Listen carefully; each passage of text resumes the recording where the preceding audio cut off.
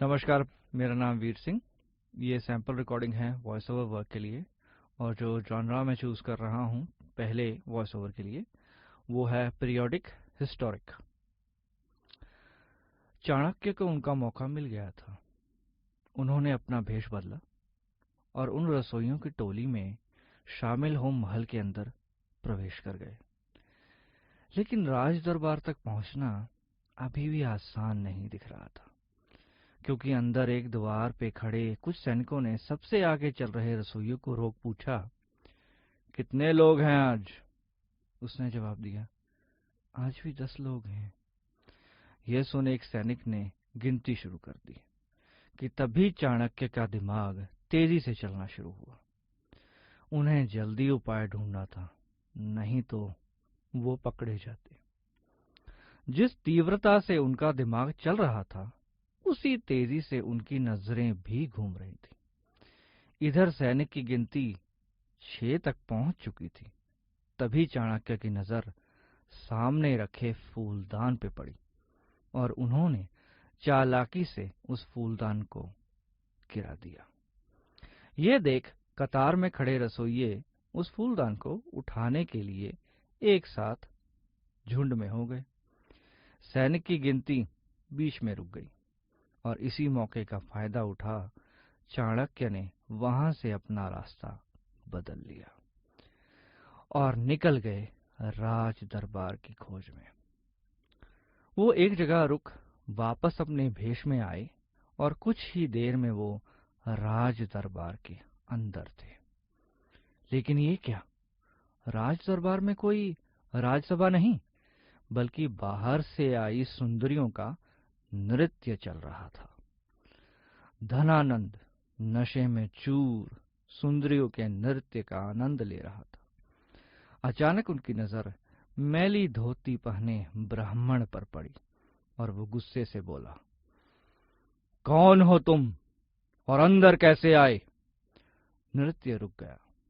चाणक्य ने अपने हाथ जोड़ बड़े ही शांत भाव से कहा, प्रणाम महाराज, मैं तक्षशिला का आचार्य चाणक्य हूं। धनानंद को चाणक्य का यूं आना अच्छा नहीं लगा, लेकिन उसने अपना गुस्सा शांत करते हुए थोड़ा नरम भाव से कहा, प्रणाम आचार्य, पर ऐसी क्या वजह थी जो आप बिना बताए अंदर आ गए? चाणक्य बोले, मैंने द्वारपाल को संदेश दिया था। लेकिन तभी उनकी बात को काटते हुए धनानंद ने कहा, तो अगर द्वारपाल ना बोलेगा तो आप ऐसे बिना बताए चोरों की तरह अंदर चले आएंगे?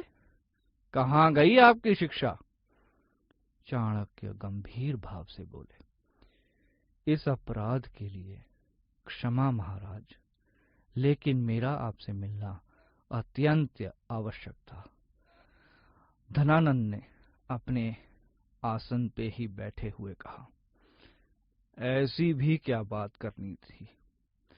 आपको जो थोड़ी प्रतीक्षा नहीं कर सके? हम भी तो जरूरी काम कर रहे हैं। आपका भाग्य अच्छा है कि हम ब्राह्मणों को नहीं मारते, वरना अब तक ये शीश धरती पर होता। यह कहते हुए राजा धनानंद ने एक गहरी सांस ली और कहा, अब जब आपने इतना साहस दिखा ही दिया है तो बताइए, क्या बात करनी है आपको? चाणक्य चिंतित भाव से बोले, गांधार के राजा आम्बी ने मैसेडोनिया के सम्राट सिकंदर के सामने आत्मसमर्पण कर दिया है। अब सिकंदर कभी भी भारत पहुंच सकता है। उसको रोकने के लिए हमें अखंड भारत का निर्माण करना ही होगा, और मैं इसी विषय में चर्चा करने आया हूं महाराज। तभी धनानंद ने चाणक्य को अपने पास आने का इशारा करते हुए कहा, आपको चर्चा करनी है तो यहां पास में आकर कीजिए चर्चा। चाणक्य असमंजस में थे, लेकिन राजा की आज्ञा का पालन कर पहुंच गए उनके पास। चाणक्य के पास आते ही धनानंद ने कहा, अपने घुटनों पे बैठ जाइए। चाणक्य ने इस अपमान को सह लिया, क्योंकि उस समय उनके मन में सिर्फ और सिर्फ प्रजा और देश की चिंता थी। वो अपना स्वाभिमान त्याग वहीं घुटनों के बल बैठ गए। वो बैठे ही थे कि धनानंद ने उनकी तरफ गुस्से से देखा और कहा, यह है तेरी औकात। अब तू मुझे सिखाएगा कि राज्य कैसे चलाना है, कैसे सुरक्षा करनी है। अब तू बताएगा मुझे कि अपने राज्य का विस्तार कैसे करना है। 2 कौड़ी का शिक्षक है तू। चुपचाप अपना काम कर। युद्ध के बारे में सोचना और लड़ने का काम हमारा है, समझा मूर्ख। यह सुनते ही चाणक्य बोले, क्षमा महाराज, मेरी शिक्षा ने मुझे यही सीख दी थी कि यह राज्य जितना आपका है उतना ही हम सबका। मैं तो अपना कर्तव्य समझ आपसे मदद मांगने आया था। केवल आप ही हैं जो सिकंदर को रोकने का सामर्थ्य रखते हैं। धनानंद गुस्से में खड़ा हो गरजा, हमें अपना सामर्थ्य का ज्ञान है, और जब सिकंदर मगध पर आक्रमण की सोचेगा तो हम उससे निपट लेंगे। सीमा सुरक्षा राजा का नहीं, सैनिक का कार्य है। अब इससे पहले कि हम भूल जाएं कि तुम एक ब्राह्मण हो, जिस गति से आए थे उसी गति से बाहर निकल जाओ।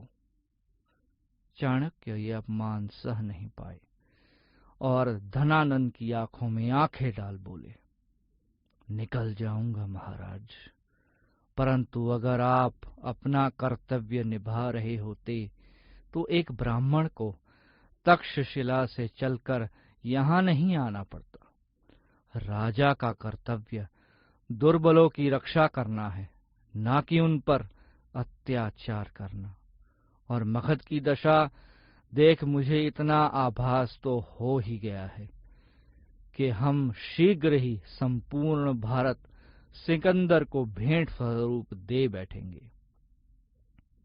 यह सुनते ही धनानंद का पारा आसमान चढ़ गया और उसने चाणक्य को जोर से लात मार के नीचे गिरा दिया और सैनिकों को आवाज लगाते हुए कहा, ब्राह्मणों का मान सम्मान इस चोटी में होता है ना? इस दरिद्र ब्राह्मण की चोटी से खींचते हुए बाहर ले जाओ। सैनिकों ने तुरंत आज्ञा का पालन किया और चाणक्य को चोटी से खींचते हुए द्वार की तरफ ले जाने लगे।